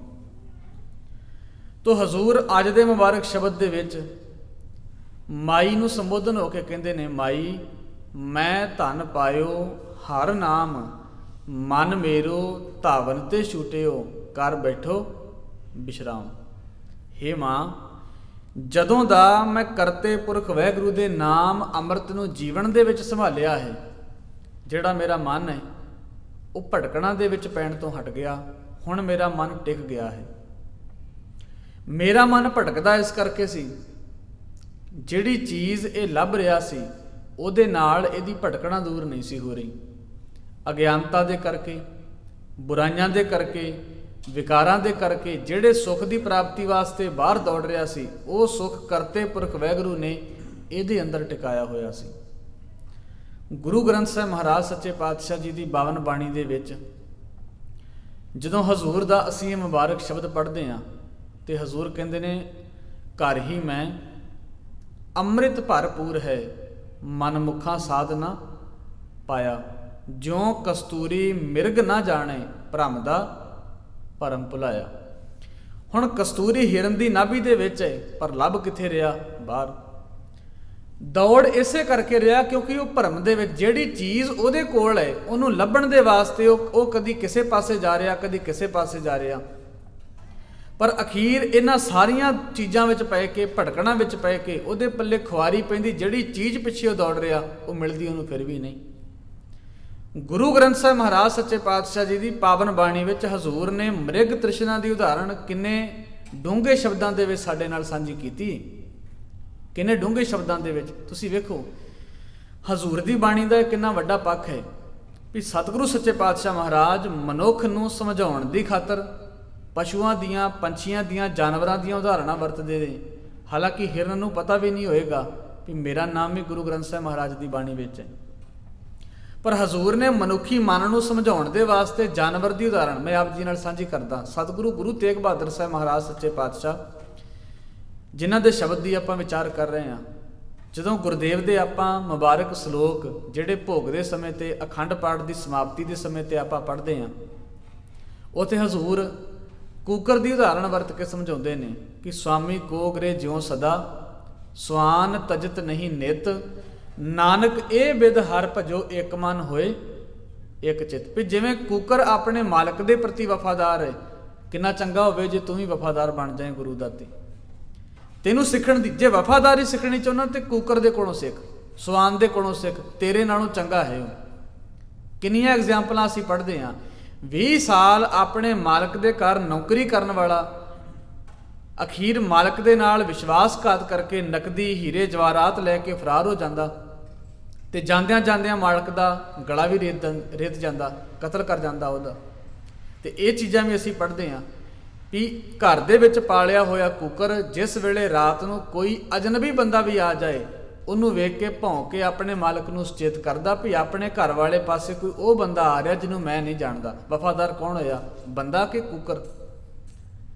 ਕੂਕਰ ਦੇ ਵਿੱਚ ਮਨੁੱਖ ਨਾਲੋਂ ਵੱਧ ਵਫਾਦਾਰੀ ਹੈ। ਸਤਿਗੁਰੂ ਗੁਰੂ ਤੇਗ ਬਹਾਦਰ ਸਾਹਿਬ ਮਹਾਰਾਜ ਜੀ ਨੇ ਇਹਦਾ ਪ੍ਰਤੀਕ ਇਸ ਪੱਖ ਵਿੱਚ ਵੀ ਵਰਤਿਆ ਹੋਇਆ। ਖੈਰ, ਹੁਣ ਸਤਿਗੁਰੂ ਗੁਰੂ ਅਰਜਨ ਸਾਹਿਬ ਮਹਾਰਾਜ ਜਿਸ ਵੇਲੇ ਮਿਰਗ ਦੀ ਉਦਾਹਰਣ ਵਰਤਦੇ ਨੇ ਤੇ ਹਜ਼ੂਰ ਕਹਿੰਦੇ ਨੇ ਪਾਣੀ ਦੀ ਪਿਆਸ ਵਿੱਚ ਮਾਰੂਥਲ ਰੇਗਿਸਤਾਨ ਦੇ ਵਿੱਚ ਹਿਰਨ ਜਿਹੜਾ ਪਿਆਸਾ ਦੌੜ ਰਿਹਾ, ਜਿਸ ਵੇਲੇ ਉਹ ਰੇਤ ਉੱਤੇ ਪੈ ਰਹੀਆਂ ਸੂਰਜ ਦੀਆਂ ਕਿਰਨਾਂ ਨੂੰ ਵੇਖਦਾ ਉਹਨੂੰ ਇਉਂ ਲੱਗਦਾ ਵੀ ਜਿਵੇਂ ਪਾਣੀ ਹੋਵੇ। ਦੌੜ ਕੇ ਉਸ ਪਾਸੇ ਜਾਣ ਦੀ ਕੋਸ਼ਿਸ਼ ਕਰਦਾ ਪਰ ਪਾਣੀ ਹੈ ਨਹੀਂ ਸੀ ਤੇ ਮਿਲਣਾ ਕਿੱਥੋਂ ਸੀ। ਉਹ ਜਿੰਨਾ ਅੱਗੇ ਜਾਂਦਾ ਉਹਨਾਂ ਨੂੰ ਭੁਲੇਖਾ ਪੈਂਦਾ ਵੀ ਸਾਹਮਣੇ ਸ਼ਾਇਦ ਅਸੀਂ ਕਈ ਵਾਰ ਰੋਡ ਤੇ ਜਾਂਦੇ ਹੋਈਏ, ਹਾਈਵੇ ਤੇ ਸਾਨੂੰ ਕਈ ਵਾਰ ਲੱਗਦਾ ਵੀ ਸਾਹਮਣੇ ਜਿਵੇਂ ਮੀਂਹ ਵਰਿਆ ਹੋਵੇ, ਬਰਸਾਤ ਹੋਈ ਹੋਵੇ, ਪਾਣੀ ਹੋਵੇ, ਪਰ ਜਦੋਂ ਅਸੀਂ ਉੱਥੇ ਪਹੁੰਚਦੇ ਹਾਂ ਉੱਥੇ ਕੁਝ ਵੀ ਨਹੀਂ ਹੁੰਦਾ, ਉਹ ਸਾਨੂੰ ਹੋਰ ਅੱਗੇ ਨਜ਼ਰ ਆਉਂਦਾ। ਇਵੇਂ ਕਰਦਾ ਕਰਦਾ ਹਿਰਨ ਜਿਸ ਵੇਲੇ ਇੱਕ ਹੁਣ ਕਿਉਂਕਿ ਪਿਆਸ ਲੱਗੀ ਹੋਈ ਹੈ, ਉਤੋਂ ਗਰਮੀ ਦੀ ਰੁੱਤ ਹੈ, ਪਾਣੀ ਵੀ ਉਹਨੂੰ ਮਿਲ ਨਹੀਂ ਰਿਹਾ, ਦੌੜਦਾ ਦੌੜਦਾ ਜਿਹੜੀ ਚੀਜ਼ ਪਿੱਛੇ ਜਾ ਰਿਹਾ ਸੀ ਉਹ ਵੀ ਨਾ ਮਿਲੀ ਤੇ ਆਪਣੀ ਜਾਨ ਗਵਾ ਕੇ ਬਹਿ ਗਿਆ। ਹਜ਼ੂਰ ਸੱਚੇ ਪਾਤਸ਼ਾਹ ਨੇ ਇਸੇ ਕਰਕੇ ਉਹਦੀ ਉਦਾਹਰਣ ਇਸ ਪੱਖ ਤੋਂ ਵਰਤੀ। ਗੁਰਦੇਵ ਕਹਿਣ ਲੱਗੇ ਮ੍ਰਿਗ ਤ੍ਰਿਸ਼ਨਾ, ਮ੍ਰਿਗ ਜਿਵੇਂ ਪਾਣੀ ਦੀ ਪਿਆਸ ਵਿੱਚ ਦੌੜਦਾ ਦੌੜਦਾ ਆਪਣੀ ਜਾਨ ਗਵਾ ਲੈਂਦਾ ਪਰ ਸੁੱਖ ਨਹੀਂ ਮਿਲਦਾ, ਮਨ ਵੀ ਕੁਝ ਇਸੇ ਤਰ੍ਹਾਂ ਦਾ ਹੈ। ਮਨ ਵੀ ਸੁੱਖ ਲੱਭ ਰਿਹਾ ਬਾਹਰ ਜਾ ਕੇ ਪਰ ਉਹ ਮਿਲਦੇ ਨਹੀਂ। ਉਹਨਾਂ ਸੁੱਖਾਂ ਦੀ ਖਾਤਰ ਖੱਜਲ ਹੁੰਦਾ, ਖੁਆਰ ਹੁੰਦਾ, ਪਰ ਪ੍ਰਾਪਤੀ ਫਿਰ ਵੀ ਨਹੀਂ ਹੁੰਦੀ। ਹੁਣ ਹਜ਼ੂਰ ਗੁਰੂ ਨਾਨਕ ਸਾਹਿਬ ਮਹਾਰਾਜ ਸੱਚੇ ਪਾਤਸ਼ਾਹ ਇਸੇ ਕਰਕੇ ਮਨੁੱਖੀ ਮਨ ਨੂੰ ਸੰਬੋਧਨ ਹੁੰਦਿਆਂ ਹੋਇਆਂ ਕਹਿੰਦੇ ਨੇ, ਜਿਹੜਾ ਅੰਮ੍ਰਿਤ, ਜਿਹੜਾ ਸੁੱਖ ਤੂੰ ਬਾਹਰ ਲੱਭਣ ਦੀ ਕੋਸ਼ਿਸ਼ ਕਰਦਾ ਉਹ ਤੇਰੇ ਅੰਦਰ ਹੀ ਹੈ। ਹਜ਼ੂਰ ਕੀ ਕਹਿੰਦੇ ਨੇ, ਮਨ ਰੇ ਥਿਰ ਰਹੋ, ਮਤ ਕਤ ਜਾਹੀ ਜੀਓ। ਹੇ ਮੇਰੇ ਮਨ, ਤੂੰ ਟਿਕ ਜਾ ਇੱਕ ਜਗ੍ਹਾ ਦੇ ਉੱਤੇ। ਕਿਉਂ ਬਾਹਰ ਦੌੜਦਾ ਹੈ, ਕਿਉਂ ਬਾਹਰ ਭੱਜਦਾ? ਆਖਿਆ ਮਹਾਰਾਜ ਅੰਮ੍ਰਿਤ ਵਾਸਤੇ, ਜਲ ਵਾਸਤੇ ਤੇ ਹਜ਼ੂਰ ਕਹਿਣ ਲੱਗੇ, ਮਨ ਰੇ ਥਿਰ ਰਹੋ ਮਤ ਕਤ ਜਾਹੀ ਜੀਓ, ਬਾਹਰ ਢੂੰਡਤ ਬਹੁਤ ਦੁੱਖ ਪਾਵੇਂ। ਜਿਹੜੀ ਚੀਜ਼ ਲੱਭਣ ਵਾਸਤੇ ਬਾਹਰ ਜਾ ਰਿਹਾ ਨਾ, ਬੜਾ ਦੁਖੀ ਹੋਏਗਾ, ਬੜਾ ਪਰੇਸ਼ਾਨ ਹੋਏਗਾ। ਘਰ ਅੰਮ੍ਰਿਤ ਘਟ ਮਾਹੀ ਜੀਓ, ਉਹ ਅੰਮ੍ਰਿਤ ਅਸਲ ਵਿੱਚ ਤੇਰੇ ਅੰਦਰ ਹੀ ਹੈ, ਤੇਰੇ ਅੰਦਰ ਹੈ ਅੰਮ੍ਰਿਤ। ਸਤਿਗੁਰੂ ਨੇ ਬਾਣੀ ਵਿੱਚ ਇਹ ਸ਼ਬਦ ਵੀ ਇਸ ਪਰਿਪੇਖ ਵਿੱਚ ਵਰਤਿਆ, ਜਿੱਥੇ ਹਜ਼ੂਰ ਸੱਚੇ ਪਾਤਸ਼ਾਹ ਮਹਾਰਾਜ ਕਹਿੰਦੇ ਨੇ, ਆਸ ਪਾਸ ਵਿਖਿਆ ਕੇ ਕੁੰਟਾ ਬੀਚ ਅੰਮ੍ਰਿਤ ਹੈ ਭਾਈ ਦੇ। ਵੀ ਜ਼ਹਿਰ ਦੇ ਖੂਹ ਨੇ ਤੇਰੇ ਅੰਦਰ, ਉਹਨਾਂ ਜ਼ਹਿਰ ਦੇ ਖੂਹਾਂ ਦੇ ਵਿੱਚ ਇੱਕ ਖੂਹ ਅੰਮ੍ਰਿਤ ਦਾ ਹੈ। ਤੇਰੀ ਮਰਜ਼ੀ ਹੈ ਵੀ ਤੂੰ ਉਹਦੇ ਵਿੱਚੋਂ ਅੰਮ੍ਰਿਤ ਪੀਣਾ ਚਾਹੁੰਦਾ ਜਾਂ ਨਹੀਂ, ਜ਼ਹਿਰ ਦੀ ਵਰਤੋਂ ਕਰਨੀ ਚਾਹੁੰਦਾ, ਉਹ ਵੀ ਤੇਰੀ ਮਰਜ਼ੀ ਹੈ। ਕਾਮ ਦਾ ਖੂਹ ਵੀ ਅੰਦਰ ਹੈ, ਕ੍ਰੋਧ ਦਾ ਖੂਹ ਵੀ ਅੰਦਰ ਹੈ, ਲਾਲਚ ਦਾ ਖੂਹ ਵੀ ਅੰਦਰ ਹੈ, ਸੰਤੋਖ ਦਾ ਖੂਹ ਵੀ ਅੰਦਰ ਹੈ, ਹੰਕਾਰ ਦਾ ਖੂਹ ਵੀ ਅੰਦਰ ਹੈ, ਨਿਮਰਤਾ ਦਾ ਖੂਹ ਵੀ ਅੰਦਰ ਹੈ, ਦਇਆ ਦਾ ਖੂਹ ਵੀ ਅੰਦਰ ਹੈ, ਤੇ ਕਠੋਰਤਾ ਦਾ ਖੂਹ ਵੀ ਅੰਦਰ ਹੈ। ਮਰਜ਼ੀ ਤੇਰੀ ਹੈ, ਤੂੰ ਵਰਤੋਂ ਕਿਹਦੀ ਕਰਨੀ ਚਾਹੁੰਦਾ, ਹੈ ਸਾਰਾ ਕੁਝ ਤੇਰੇ ਅੰਦਰ ਹੀ, ਤੇਰੇ ਅੰਦਰ ਹੀ। ਹਜ਼ੂਰ ਨੇ ਆਖਿਆ, ਨਾਮ ਅੰਮ੍ਰਿਤ ਤੇਰੇ ਘਰ ਵਿੱਚ ਹੈ। ਹੁਣ ਅਗਲਾ ਸਵਾਲ ਪੈਦਾ ਹੋਇਆ ਵੀ ਜੇ ਅੰਮ੍ਰਿਤ ਇਹ ਹੈ ਤੇ ਜਿਹੜੇ ਪੰਜ ਪਿਆਰੇ ਦਿੰਦੇ ਨੇ ਉਹ ਕੀ ਚੀਜ਼ ਹੈ? ਫਿਰ ਉਹ ਕੀ ਚੀਜ਼ ਹੈ? ਉਹ ਵੀ ਅੰਮ੍ਰਿਤ ਹੈ। ਪੰਜ ਪਿਆਰਿਆਂ ਨੇ ਜਿਹੜੀ ਸਿੱਖਿਆ ਖੰਡੇ ਬਾਟੇ ਦੀ ਪੌਲ ਦਿੰਦਿਆਂ ਸਾਨੂੰ ਦੇਣੀ ਹੈ, ਅਸਲ ਵਿੱਚ ਉਹ ਸਾਡੇ ਅੰਦਰ ਦੇ ਅੰਮ੍ਰਿਤ ਨੂੰ ਪੈਦਾ ਕਰਦੀ ਹੈ, ਅੰਦਰ ਦੇ ਅੰਮ੍ਰਿਤ ਨੂੰ। ਅੰਮ੍ਰਿਤ ਸਾਡੇ ਅੰਦਰ ਹੀ ਹੈ, ਪਰ ਖੰਡੇ ਬਾਟੇ ਦੀ ਪੌਲ ਦੇ ਰੂਪ ਵਿੱਚ ਜਿਹੜੀ ਪੰਜ ਪਿਆਰੇ ਸਹਿਬਾਨ ਸਾਨੂੰ ਸਿੱਖਿਆ ਦੇ ਰਹੇ ਨੇ, ਗੁਰੂ ਗ੍ਰੰਥ ਤੇ ਗੁਰੂ ਪੰਥ ਬਾਰੇ ਸਮਝਾ ਰਹੇ ਨੇ, ਸਾਡਾ ਜੀਵਨ, ਸਾਡੀ ਰਹਿਣੀ, ਸਾਡੀ ਰਹਿਤ ਬਹਿਤ ਕਿਵੇਂ ਦੀ ਹੋਣੀ ਚਾਹੀਦੀ ਹੈ, ਗੁਰਬਾਣੀ ਦੇ ਆਸ਼ੇ ਮੁਤਾਬਕ ਅਸੀਂ ਕਿਵੇਂ ਸੁਚੱਜਾ ਜੀਵਨ ਬਤੀਤ ਕਰ ਸਕਦੇ ਹਾਂ, ਅਸਲ ਵਿੱਚ ਉਹ ਕੰਮ ਕਰਦੀ ਏ ਅੰਦਰ ਦੇ ਅੰਮ੍ਰਿਤ ਨੂੰ ਪ੍ਰਗਟ ਕਰਨ ਦਾ। ਜਿਵੇਂ ਕਿਸੇ ਮਨੁੱਖ ਨੇ ਆਪਣੇ ਘਰ ਵਿੱਚ ਨਲਕੇ ਦਾ ਬੋਰ ਕਰਾਉਣਾ ਹੋਵੇ, ਜਿਸ ਵੇਲੇ ਬੋਰ ਹੁੰਦਾ, ਬੋਰ ਕਰਨ ਤੋਂ ਬਾਅਦ ਵਿੱਚ ਉਹ ਸਾਨੂੰ ਕਹਿੰਦੇ ਨੇ ਵੀ 4 ਬਾਲਟੀਆਂ 10 ਬਾਲਟੀਆਂ ਪਾਣੀ ਦੀਆਂ ਲੈ ਕੇ ਆਓ ਤਾਂ ਕਿ ਇਹਦੇ ਵਿੱਚ ਪਾਇਆ ਜਾਏ। ਅਸੀਂ ਕਹਿੰਦੇ ਸਾਡੇ ਘਰ ਵਿੱਚ ਤੇ ਪਾਣੀ ਹੈ ਹੀ ਨਹੀਂ, ਇਸ ਵਾਸਤੇ ਤੇ ਬੋਰ ਕਰਵਾਇਆ ਅਸੀਂ। ਉਹ ਕਹਿੰਦੇ ਤੁਹਾਡੇ ਘਰ ਵਿੱਚ ਨਹੀਂ ਹੈਗੀਆਂ ਤੇ ਗਵਾਂਢੀ ਦੇ ਘਰੋਂ ਮੰਗ ਕੇ ਲੈ ਕੇ ਆਓ। ਅਸੀਂ ਕਹਿੰਦੇ ਜੇ ਗਵਾਂਢੀਆਂ ਕੋਲੋਂ ਪਾਣੀ ਮੰਗਣਾ ਸੀ ਤੇ ਫਿਰ ਬੋਰ ਕਰਾਉਣ ਦਾ ਕੀ ਫਾਇਦਾ, ਜੇ ਉਹਨਾਂ ਕੋਲੋਂ ਪਾਣੀ ਮੰਗ ਕੇ ਲੈ। ਉਹ ਕਹਿੰਦੇ ਇੱਕ ਵਾਰ ਤੁਹਾਨੂੰ ਇਹਦੇ ਵਿੱਚ ਪਾਣੀ ਪਾਉਣਾ ਪਏਗਾ, ਜਦੋਂ ਬਾਹਰ ਦਾ ਪਾਣੀ ਧਰਤੀ ਦੇ ਪਾਣੀ ਨਾਲ ਜੁੜ ਗਿਆ, ਮਿਕਸ ਹੋ ਗਿਆ, ਤੇ ਫਿਰ ਭਾਵੇਂ ਕਿੰਨੇ ਸਾਲ ਇਹਦੀ ਵਰਤੋਂ ਕਰੀ ਜਾਓ, ਇਹ ਖਤਮ ਨਹੀਂ ਹੋਏਗਾ। ਇੱਕ ਵਾਰ ਪਾਣੀ ਪਾਉਣਾ ਪਏਗਾ। ਸਤਿਗੁਰੂ ਸੱਚੇ ਪਾਤਸ਼ਾਹ ਇਸੇ ਨੂੰ ਕਹਿੰਦੇ ਨੇ, ਬੰਦਿਆ ਤੇਰੇ ਅੰਦਰ ਹੈ ਅੰਮ੍ਰਿਤ, ਗੁਰੂ ਦੀ ਸਿੱਖਿਆ ਨਾਲ ਇੱਕ ਵਾਰ ਇਹਨੂੰ ਪ੍ਰਗਟ ਕਰਨਾ ਪਏਗਾ। ਮੱਤ ਵਿੱਚ ਰਤਨ ਜਵਾਹਰ ਮਾਣਕ, ਤੇਰੀ ਮੱਤ ਵਿੱਚ ਹੀ ਸਾਰਾ ਕੁਝ ਹੈ, ਪਰ ਪ੍ਰਗਟ ਪਤਾ ਕਿਵੇਂ ਹੋਏਗਾ? ਜੇ ਇੱਕ ਗੁਰ ਕੀ ਸਿੱਖ ਸੁਣੀ। ਜਦੋਂ ਗੁਰੂ ਦੀ ਸਿੱਖਿਆ ਸੁਣੇਗਾ ਉਦੋਂ ਤੇਰੇ ਅੰਦਰ ਦਾ ਅੰਮ੍ਰਿਤ ਪ੍ਰਗਟ ਹੋ ਜਾਏਗਾ, ਹੈ ਤੇਰੇ ਅੰਦਰ ਹੀ ਸਾਰਾ ਕੁਝ। ਤੋ ਸਤਿਗੁਰੂ ਸੱਚੇ ਪਾਤਸ਼ਾਹ ਕਹਿੰਦੇ ਨੇ, ਮਨ ਰੇ ਥਿਰ ਰਹੋ, ਟਿਕ ਜਾ ਇੱਕ ਜਗ੍ਹਾ ਦੇ ਉੱਤੇ, ਖਲੋ ਜਾ, ਕਿਉਂ ਭਟਕਦਾ ਹੈ, ਭਟਕਣਾ ਛੱਡ ਦੇ। ਕਬੀਰ ਸਾਹਿਬ ਜੀ ਦਾ ਇੱਕ ਸ਼ਬਦ ਹੈ, ਇਸ ਪ੍ਰਥਾ ਹੈ, ਜਿੱਥੇ ਉਹ ਕਹਿੰਦੇ ਨੇ, ਡਗਮਗ ਛਾੜ ਰੇ ਮਨ ਬੌਰਾ, ਅਬ ਤੋ ਜਰੇ ਮਰੇ ਸਿੱਧ ਪਾਈਏ, ਲੀਨੋ ਹਾਥ ਸੰਧੋਰਾ। ਪੁਰਾਣੇ ਸਮਿਆਂ ਦੇ ਵਿੱਚ ਨਾ, ਵੈਸੇ ਉਦਾਹਰਨ ਵਰਤੀ ਕਬੀਰ ਸਾਹਿਬ ਜੀ ਨੇ, ਮੈਂ ਆਪ ਜੀ ਨਾਲ ਸਾਂਝੀ ਕਰ ਹੀ ਦੇਵਾਂ। ਪੁਰਾਣੇ ਸਮਿਆਂ ਦੇ ਵਿੱਚ ਜਦੋਂ ਕਿਸੇ ਪਤਨੀ ਦਾ ਪਤੀ ਚੜ੍ਹਾਈ ਕਰ ਜਾਣਾ ਤੇ ਉਹਨੂੰ ਜੀਂਦੀ ਨੂੰ ਉਹਦੀ ਚਿਖਾ ਦੇ ਵਿੱਚ ਸਾੜਿਆ ਜਾਂਦਾ ਸੀ, ਜਿਹਨੂੰ ਸਤੀ ਪ੍ਰਥਾ ਕਿਹਾ ਜਾਂਦਾ। ਸਤੀ ਪ੍ਰਥਾ, ਕਿਸੇ ਦਾ ਪਤੀ ਚੜ੍ਹਾਈ ਕਰ ਜਾਣਾ, ਉਹਦੀ ਅਚਨਚੇਤ ਕਿਸੇ ਕਾਰਨ ਕਾਲ ਵਸ ਮੌਤ ਹੋ ਜਾਣੀ, ਤੇ ਇਹ ਸਮਾਜ ਦੀ ਰੀਤ ਸੀ ਇੱਕ, ਵੀ ਉਹਦੀ ਪਤਨੀ ਨੂੰ ਭਾਵੇਂ ਉਹਦੀ ਉਮਰ ਕਿੰਨੀ ਵੀ ਹੋਵੇ, ਉਹਨੂੰ ਆਪਣੇ ਪਤੀ ਨਾਲ ਜੀਂਦਿਆਂ ਚਿਖਾ, ਜੇ ਉਹਦੀ ਮਰਜ਼ੀ ਹੈ ਤੇ ਠੀਕ ਹੈ, ਜੇ ਨਹੀਂ ਤੇ ਜ਼ਬਰਦਸਤੀ ਧੱਕੇ ਨਾਲ ਉਹਨੂੰ ਸਾੜਿਆ ਜਾਏਗਾ, ਸਾੜਿਆ ਜਾਏਗਾ। ਇਹ ਹੁਣ ਵੇਖੋ, ਅਸੀਂ ਕਈ ਵਾਰ ਆਪਣੇ ਗੁਰੂ ਸਾਹਿਬਾਨਾਂ ਦੇ ਪੱਖ ਨੂੰ ਇਵੇਂ ਲੋਕਾਂ ਦੇ ਸਾਹਮਣੇ ਪੇਸ਼ ਕਰਦੇ ਹਾਂ ਜਿਵੇਂ ਉਹ ਇੱਕ ਜਗ੍ਹਾ ਤੇ ਬੈਠੇ ਹੋਣ, ਮਾਲਾ ਹੱਥ ਵਿੱਚ ਹੋਵੇ, ਸਮਾਧੀ ਲੱਗੀ ਏ, ਯਾਨੀ ਕਿ ਉਹਨਾਂ ਨੇ ਇਹਦੇ ਤੋਂ ਇਲਾਵਾ ਹੋਰ ਕੋਈ ਸਮਾਜ ਦਾ ਕਾਰਜ ਕੀਤਾ ਹੀ ਨਹੀਂ, ਇਵੇਂ ਪੇਸ਼ ਕਰਦੇ ਹਾਂ। ਪਰ ਤੁਸੀਂ ਗੁਰੂ ਸਾਹਿਬਾਨਾਂ ਦਾ ਅਧਿਆਤਮਿਕ ਜੀਵਨ ਦੇ ਨਾਲ ਨਾਲ ਸਮਾਜਿਕ ਪੱਖ, ਆਰਥਿਕ ਪੱਖ ਤੇ ਰਾਜਨੀਤਿਕ ਪੱਖ ਵੇਖੋ ਵੀ ਕਿੰਨਾ ਉੱਚਾ ਕੱਦ ਕਾਠ ਹੈ ਰਾਜਨੀਤਿਕ ਪੱਖ ਤੋਂ ਗੁਰੂ ਸਾਹਿਬਾਨਾਂ ਦਾ। ਕਦੇ ਗੁਰੂ ਸਾਹਿਬਾਨ ਬਾਬਰ ਨੂੰ ਜਾਬਰ ਕਹਿੰਦੇ ਨੇ, ਉਹਦੀ ਪਰਵਾਹ ਨਹੀਂ ਕਰਦੇ।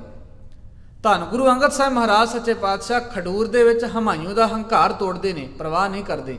ਹੁਣ ਤੁਸੀਂ ਗੁਰੂ ਅਮਰਦਾਸ ਮਹਾਰਾਜ ਸੱਚੇ ਪਾਤਸ਼ਾਹ ਦਾ ਜੀਵਨ ਵੇਖੋ, ਜਿਹੜੀ ਬਾਤ ਮੈਂ ਆਪ ਜੀ ਨਾਲ ਸਾਂਝੀ ਕਰ ਰਿਹਾ। ਕਈ ਲੋਕ ਅਜੇ ਵੀ ਤੁਹਾਨੂੰ ਕਹਿਣਗੇ, ਵੇਖੋ ਜੀ ਜਿਹੜੀ ਸਤੀ ਪ੍ਰਥਾ ਨਾ, ਇਹ ਅੰਗਰੇਜ਼ ਰਾਜ ਵੇਲੇ ਬੰਦ ਹੋਈ, ਬਿਲਕੁਲ ਨਿਰਮੂਲ ਤੇ ਗਲਤ ਗੱਲ ਹੈ, ਕੋਈ ਬਿਨਾਂ ਸਿਰ ਪੈਰ ਦੀ ਗੱਲ ਹੈ। ਸਤੀ ਪ੍ਰਥਾ ਧੰਨ ਗੁਰੂ ਅਮਰਦਾਸ ਮਹਾਰਾਜ ਸੱਚੇ ਪਾਤਸ਼ਾਹ ਨੇ ਬੰਦ ਕਰਵਾਈ। ਹਜ਼ੂਰ ਗੋਇੰਦਵਾਲ ਸਾਹਿਬ ਦੇ ਵਿੱਚ ਆਪਣੇ ਤਖਤ ਤੇ ਸੁਭਾਏਮਾਨ ਨੇ। ਇੱਕ ਔਰਤ ਦੀ ਚੀਖਾਂ ਦੀ ਆਵਾਜ਼, ਉਹਦੇ ਰੋਣ ਦੀ, ਕੁਰਲਾਉਣ ਦੀ ਆਵਾਜ਼ ਆ ਰਹੀ। ਹਜ਼ੂਰ ਸਿੱਖਾਂ ਨੂੰ ਪੁੱਛਦੇ ਨੇ ਕਿਹਦੀ ਆਵਾਜ਼ ਹੈ, ਤੇ ਸਿੱਖ ਕਹਿੰਦੇ ਨੇ ਮਹਾਰਾਜ ਕਿਸੇ ਪਤਨੀ ਦਾ ਪਤੀ ਚੜ੍ਹਾਈ ਕਰ ਗਿਆ, ਉਹਦਾ ਮਨ ਨਹੀਂ ਹੈ, ਉਹ ਜ਼ਿੰਦਗੀ ਜੀਣਾ ਚਾਹੁੰਦੀ ਏ, ਪਰ ਉਹਨੂੰ ਉਹਦੇ ਪਰਿਵਾਰ ਵਾਲੇ, ਸਮਾਜ ਦੇ ਲੋਕ, ਰਿਸ਼ਤੇਦਾਰ ਜਿਹੜੇ ਨੇ ਧੱਕੇ ਨਾਲ ਉਹਦੇ ਪਤੀ ਦੀ ਚਿਖਾ ਵਿੱਚ ਸਾੜਨਾ ਚਾਹੁੰਦੇ ਨੇ। ਹਜ਼ੂਰ ਸੱਚੇ ਪਾਤਸ਼ਾਹ ਉਹਨਾਂ ਦੇ ਘਰ ਗਏ, ਪਰਿਵਾਰ ਨਾਲ ਮਿਲੇ, ਕਹਿਣ ਲੱਗੇ ਅੱਜ ਤੁਹਾਡਾ ਲੜਕਾ ਚੜ੍ਹਾਈ ਕਰ ਗਿਆ, ਤੁਸੀਂ ਆਪਣੀ ਨੂੰਹ ਨੂੰ ਸਤੀ ਪ੍ਰਥਾ ਦੀ ਭੇਟ ਚੜ੍ਹਾ ਰਹੇ ਹੋ।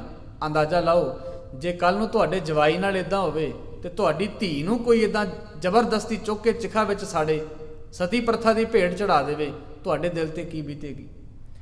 ਅਖੀਰ ਧੰਨ ਗੁਰੂ ਅਮਰਦਾਸ ਮਹਾਰਾਜ ਸੱਚੇ ਪਾਤਸ਼ਾਹ ਨੇ ਸਮੇਂ ਦੀ ਸੱਤਾ ਦੇ ਜਿਹੜੇ ਰਾਜ ਭਾਗ ਤੇ ਬੈਠੇ ਹੋਏ ਸਨ, ਬਾਦਸ਼ਾਹ ਅਕਬਰ ਵਰਗੇ, ਉਹਨਾਂ ਨੂੰ ਕਹਿ ਕੇ ਹੁਕਮਨਾਮਾ ਜਾਰੀ ਕਰਵਾਇਆ ਤੇ ਸਤੀ ਪ੍ਰਥਾ ਤੇ ਮੁਕੰਮਲ ਰੋਕ ਲਵਾਈ। ਅਜੇ ਵੀ ਭਾਰਤ ਦੇ ਕਈ ਪ੍ਰਾਂਤਾਂ ਵਿੱਚ, ਕਈ ਦੇਸ਼ਾਂ ਦੇ ਵਿੱਚ ਅਜੇ ਵੀ ਲੋਕ ਇਸ ਰੀਤ ਨੂੰ ਨਿਭਾ ਰਹੇ ਨੇ। ਗੁਰੂ ਅਮਰਦਾਸ ਮਹਾਰਾਜ ਸੱਚੇ ਪਾਤਸ਼ਾਹ ਨੇ ਰੀਤ ਬੰਦ ਕਰਵਾਈ। ਹੁਣ ਜਿਹੜੀ ਉਦਾਹਰਣ ਕਬੀਰ ਸਾਹਿਬ ਨੇ ਵਰਤੀ, ਉਹ ਕਹਿੰਦੇ ਜਦੋਂ ਸਤੀ ਨੂੰ ਉਹਦੇ ਪਤੀ ਦੀ ਚਿਖਾ ਵਿੱਚ ਸਾੜਿਆ ਜਾਂਦਾ, ਉਹਦੇ ਹੱਥ ਵਿੱਚ ਇੱਕ ਨਾਰੀਅਲ ਦਿੱਤਾ ਜਾਂਦਾ, ਉਹ ਇਸ ਵਾਸਤੇ ਵੀ ਜਦੋਂ ਨਾਰੀਅਲ ਹੱਥ ਵਿੱਚ ਉਹਨੇ ਫੜ ਲਿਆ, ਉਹ ਫਿਰ ਪਿੱਛੇ ਨਹੀਂ ਮੁੜ ਸਕਦੀ। ਤੇ ਉਦਾਹਰਣ ਵਰਤਦਿਆਂ ਕਹਿੰਦੇ ਨੇ ਡਗਮਗ ਛਾੜ ਰੇ ਮਨ ਬੋਰਾ, ਹੇ ਮੇਰੇ ਮਨ ਤੂੰ ਡੋਲਦਾ ਕਦੇ ਵਾਸਤੇ, ਅਬ ਤੋਂ ਜਰੇ ਮਰੇ ਸਿੱਧ ਪਾਈਏ। ਹੁਣ ਇੱਕ ਬੰਨੇ ਤੁਰ ਪੁੱਛਦਾ ਹੋ ਕੇ ਲੀਨੋ ਹਾਥ ਸੰਧੌਰਾ, ਜਦੋਂ ਤੂੰ ਸੰਧੂਰ ਵਾਲਾ ਨਾਰੀਅਲ ਹੱਥ ਵਿੱਚ ਫੜ ਹੀ ਲਿਆ ਤੇ ਫਿਰ ਡਰਨਾ ਕਿਹੜੀ ਗੱਲ ਤੋਂ ਹੈ। ਜਾਂ ਤੇ ਇਸ ਬੰਨੇ ਤੁਰਦਾ ਹੀ ਨਾ, ਤੇ ਜੇ ਕਦਮ ਪੁੱਟ ਲਿਆ ਤੇ ਫਿਰ ਪਿੱਛਾ ਭੌਂਕੇ ਨਾ ਵੇਖ। ਮਨ ਦੇ ਛਾਡੋ ਭਰਮ, ਪ੍ਰਗਟ ਹੋਏ ਨਾਚੋ। ਭਰਮਾਂ ਦੇ ਵਿੱਚ ਕਿਉਂ ਪੈ ਰਿਹਾ, ਖੁੱਲ ਕੇ ਕਿਉਂ ਨਹੀਂ ਸਾਹਮਣੇ ਆਉਂਦਾ, ਇਸ ਭਟਕਣਾ ਨੂੰ ਛੱਡ ਦੇ। ਹੁਣ ਮਨ ਜਿਹੜਾ ਅਸਲ ਵਿੱਚ ਕੀ, ਕੋਈ ਸਰੀਰ ਦਾ ਫਿਜ਼ੀਕਲੀ ਪਾਰਟ ਨਹੀਂ, ਜਿਵੇਂ ਸਾਡੀਆਂ ਅੱਖਾਂ ਨੇ, ਸਾਡਾ ਮੂੰਹ ਹੈ, ਸਾਡੇ ਹੱਥ ਪੈਰ ਨੇ, ਇਵੇਂ ਦਾ ਪਾਰਟ ਨਹੀਂ ਹੈ।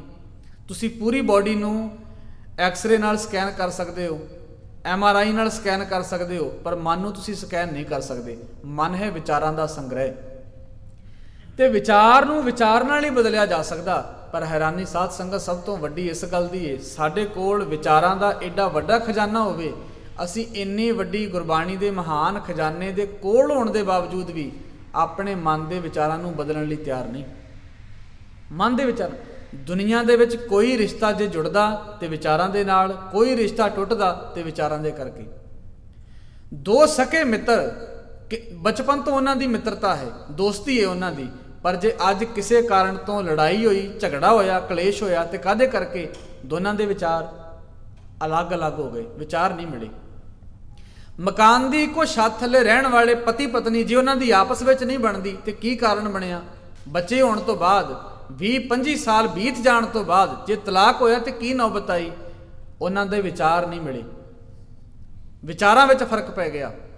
ਹਜ਼ੂਰ ਨੇ ਇਸੇ ਕਰਕੇ ਆਖਿਆ ਸੀ ਆਪਣੇ ਵਿਚਾਰਾਂ ਨੂੰ ਚੱਲਦਾ ਰੱਖ। ਜਿਨ੍ਹਾਂ ਲੋਕਾਂ ਦੇ ਵਿਚਾਰ ਰੁਕ ਜਾਣ, ਸਮਝੋ ਉਹ ਖਲੋਤੇ ਪਾਣੀ ਵਾਂਗ ਨੇ। ਤੁਸੀਂ ਕਦੇ ਵੇਖੋ, ਜਿਹੜਾ ਪਾਣੀ ਚੱਲਦਾ ਹੋਏਗਾ ਨਾ, ਉਹਦੇ ਵਿੱਚੋਂ ਸਮੈਲ ਨਹੀਂ ਆ ਸਕਦੀ, ਬਦਬੂ ਨਹੀਂ ਆ ਸਕਦੀ, ਉਹਦੇ ਤੇ ਕਾਈ ਨਹੀਂ ਜੰਮੇਗੀ, ਉਹ ਨਿਰਮਲ ਤੇ ਸਾਫ਼ ਰਹੇਗਾ। ਜਿਹੜਾ ਪਾਣੀ ਖਲੋ ਜਾਏ, ਉੱਥੇ ਮੱਛਰ ਪੈਦਾ ਹੋਏਗਾ, ਗੰਦਗੀ ਪੈਦਾ ਹੋਏਗੀ, ਸਮੈਲ ਆਉਣੀ ਸ਼ੁਰੂ ਹੋ ਜਾਏਗੀ। ਹਜ਼ੂਰ ਨੇ ਆਖਿਆ ਆਪਣੇ ਵਿਚਾਰ ਚੱਲਦੇ ਰੱਖਣ ਵਾਸਤੇ ਗੁਰੂ ਦੀ ਮੱਤ, ਗੁਰਬਾਣੀ ਨਾਲ ਜੁੜਨ ਦੀ ਕੋਸ਼ਿਸ਼ ਕਰ। ਗੁਰਬਾਣੀ ਨੂੰ ਪੜ੍ਹ, ਗੁਰਬਾਣੀ ਨੂੰ ਸਮਝ ਤੇ ਗੁਰਬਾਣੀ ਨੂੰ ਵਿਚਾਰਨਾ ਸ਼ੁਰੂ ਕਰ। ਮਨ ਨੂੰ ਜੇ ਕੋਈ ਤਾਕਤ ਬੰਨ੍ਹ ਕੇ ਰੱਖ ਸਕਦੀ ਏ ਤੇ ਉਹ ਪਤਾ ਕੀ ਏ? ਹਜ਼ੂਰ ਨੇ ਆਖਿਆ ਕੁੰਭੇ ਬੱਧਾ ਜਲ ਰਹੇ।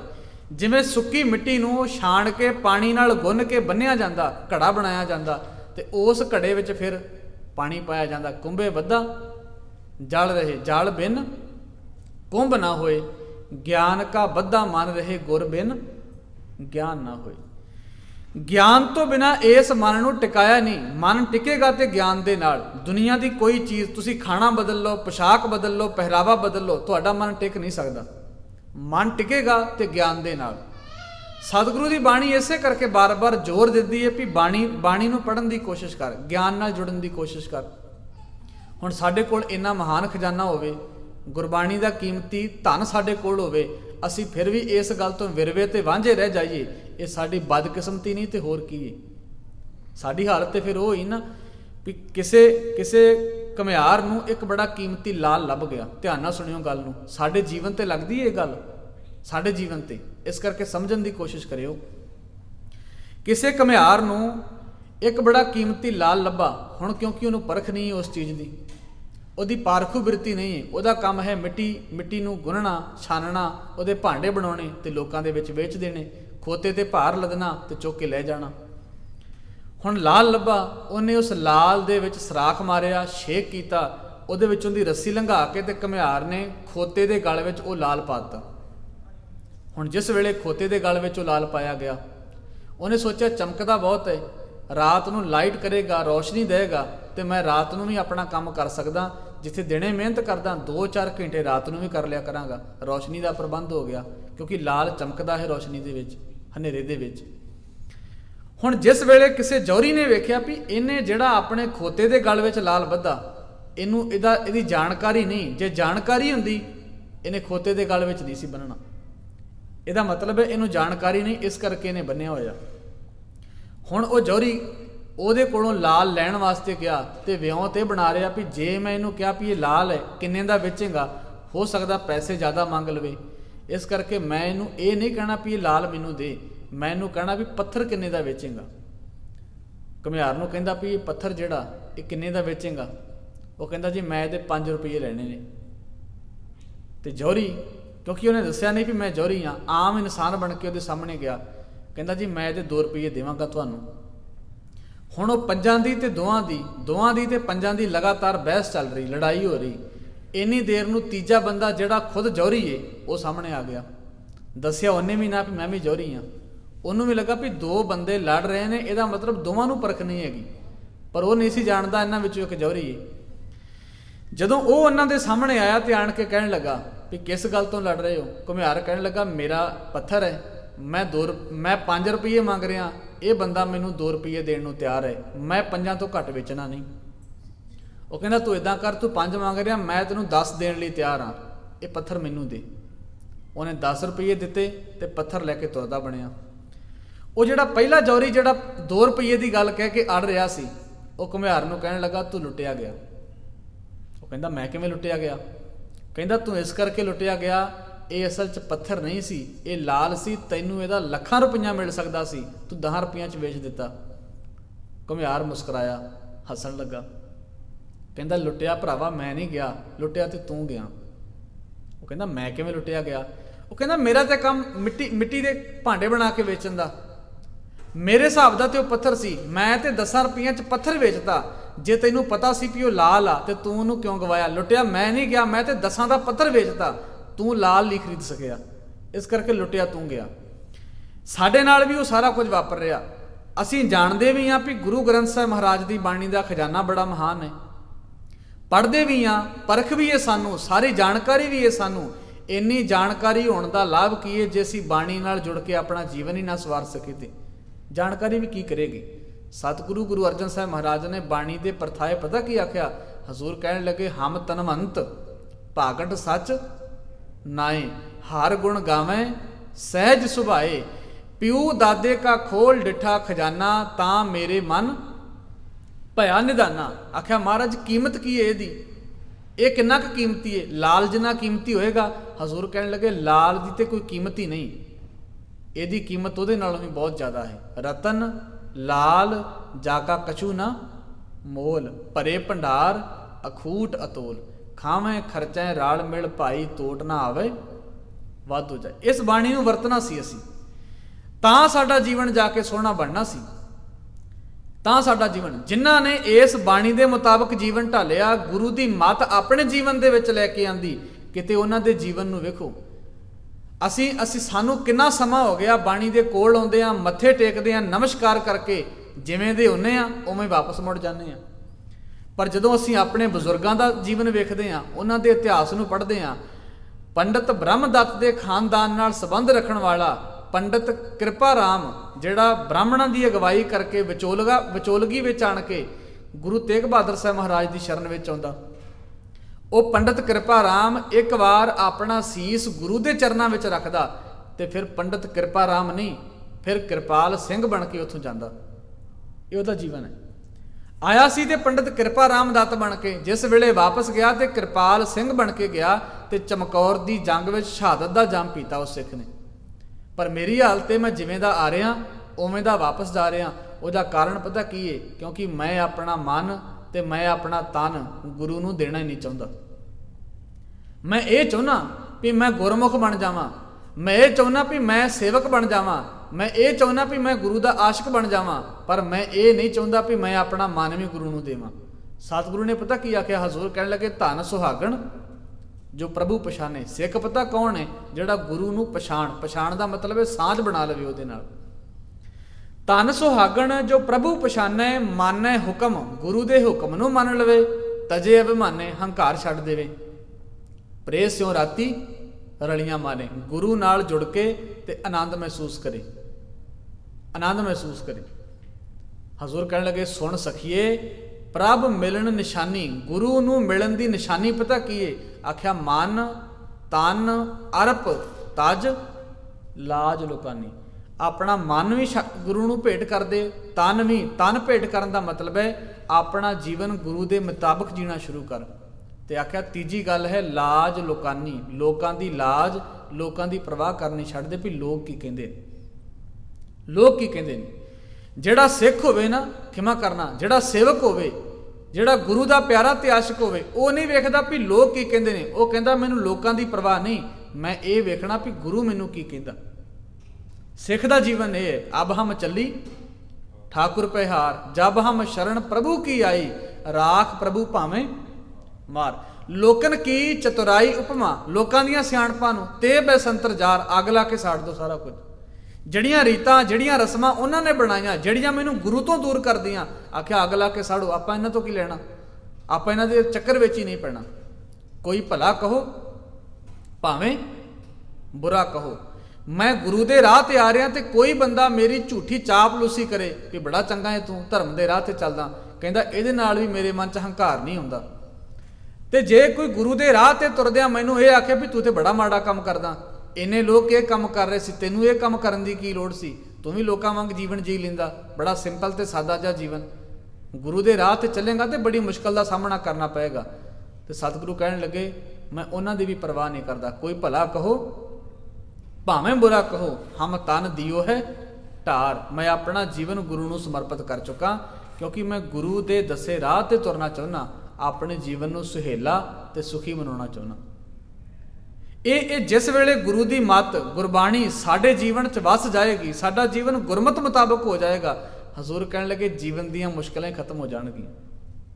ਮੁਸ਼ਕਲਾਂ ਅਜੇ ਜੇ ਤੇਰੇ ਜੀਵਨ ਦੇ ਵਿੱਚ ਦੁੱਖ ਨੇ, ਤੇਰੇ ਜੀਵਨ ਦੇ ਵਿੱਚ ਸੰਕਟ ਨੇ, ਇਹਦਾ ਮਤਲਬ ਹੈ ਤੂੰ ਬਾਣੀ ਦੇ ਪਾਠ ਕਰਵਾ ਤੇ ਬਹੁਤ ਰਿਹਾ ਪਰ ਸਮਝਣਾ ਨਹੀਂ ਚਾਹੁੰਦਾ।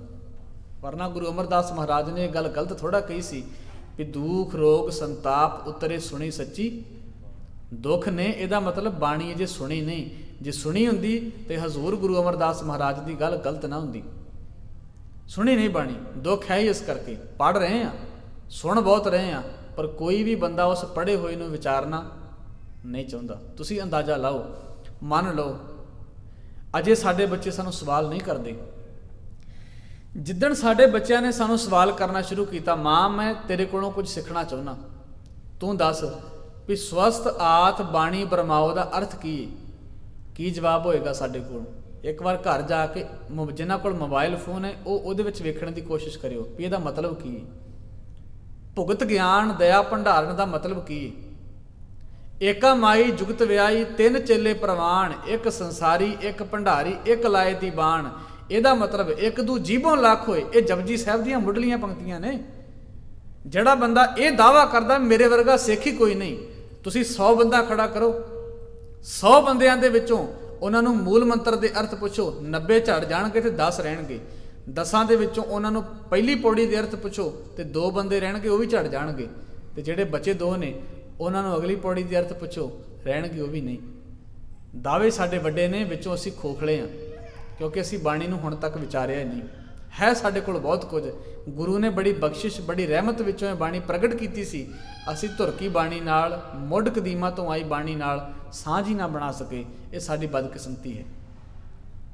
ਇਹ ਸਾਡਾ ਮਾਈਨਸ ਪੁਆਇੰਟ ਹੈ, ਪਲੱਸ ਪੁਆਇੰਟ ਨਹੀਂ।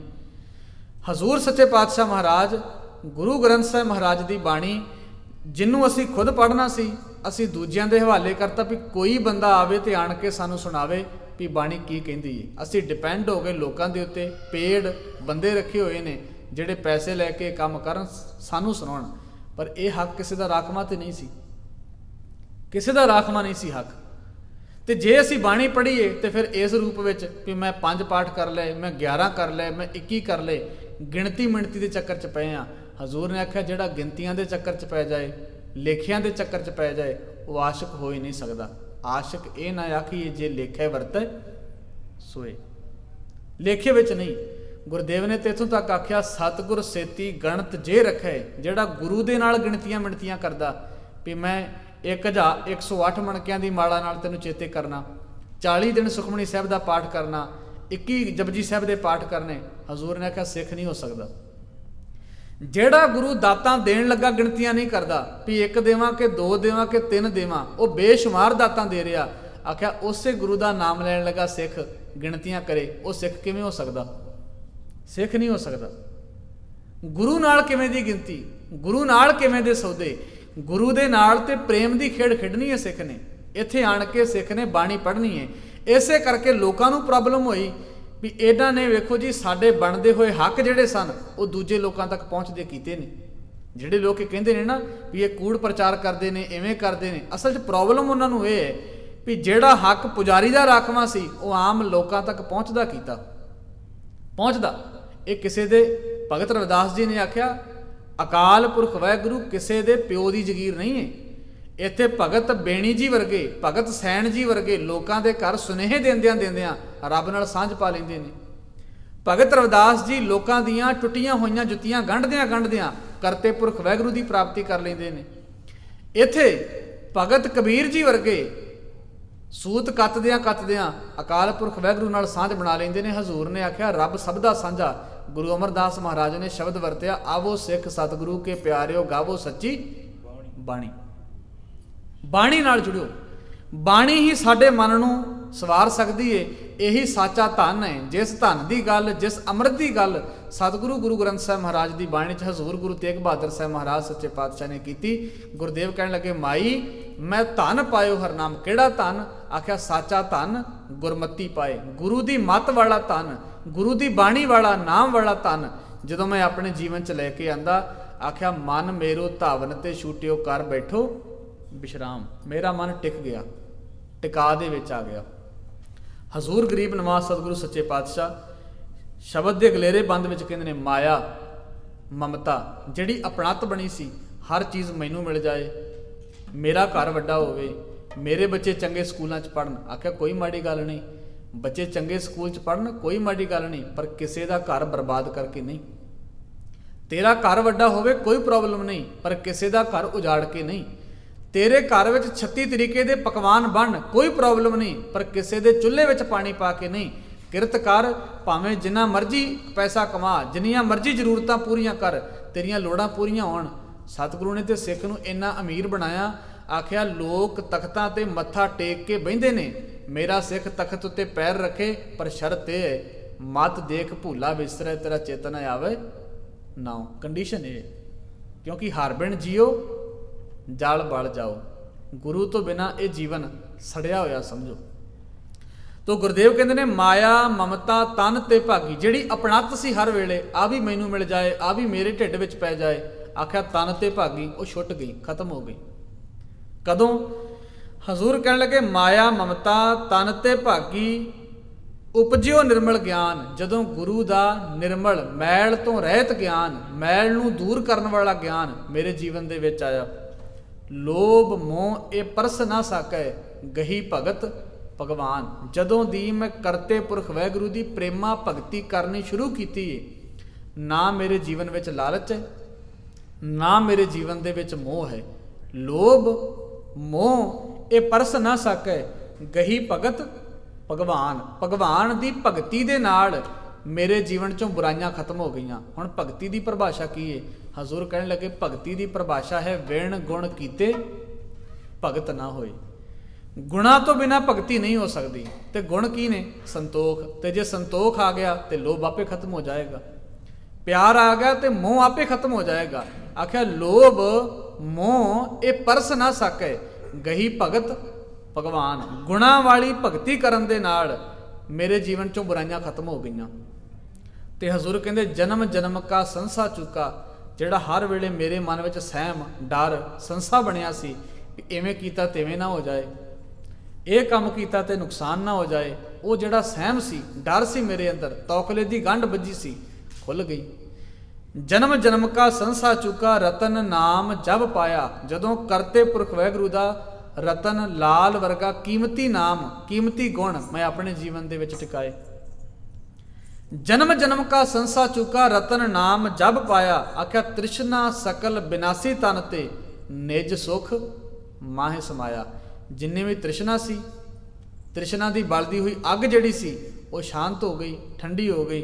ਕਿਉਂ? ਕਿਉਂਕਿ ਜਿਹੜਾ ਮੇਰਾ ਮਨ ਸੀ ਉਹ ਨਿਜ ਘਰ ਦੇ ਵਿੱਚ ਟਿਕ ਗਿਆ, ਘਰ ਵਿੱਚ ਆ ਗਿਆ। ਹਜ਼ੂਰ ਇਸੇ ਨੂੰ ਬਾਣੀ 'ਚ ਕਹਿੰਦੇ ਨੇ ਨਾ, ਮਨ ਪਰਦੇਸੀ ਵੇ ਪਿਆਰੇ ਆਓ ਘਰੇ, ਹਰ ਗੁਰੂ ਮਿਲਾਵੋ ਮੇਰੇ ਪਿਆਰੇ, ਘਰ ਵਸੇ ਹਰੇ। ਰੱਬ ਤੇ ਘਰ ਵਿੱਚ ਵਸਦਾ, ਤੂੰ ਬਾਹਰ ਕਿੱਥੇ ਜਾ ਰਿਹਾ? ਆਪਣੇ ਘਰ ਵਿੱਚ ਟਿਕੇ ਰਹੋ, ਮਨ ਰੇ ਥਿਰ ਰਹੋ, ਮਤ ਕਤ ਜਾਹੀ ਜੀਓ, ਬਾਹਰ ਢੂੰਡਤ ਬਹੁਤ ਦੁੱਖ ਪਾਵੇਂ, ਘਰ ਅੰਮ੍ਰਿਤ ਘਟ ਮਾਹੀ ਜੀਓ।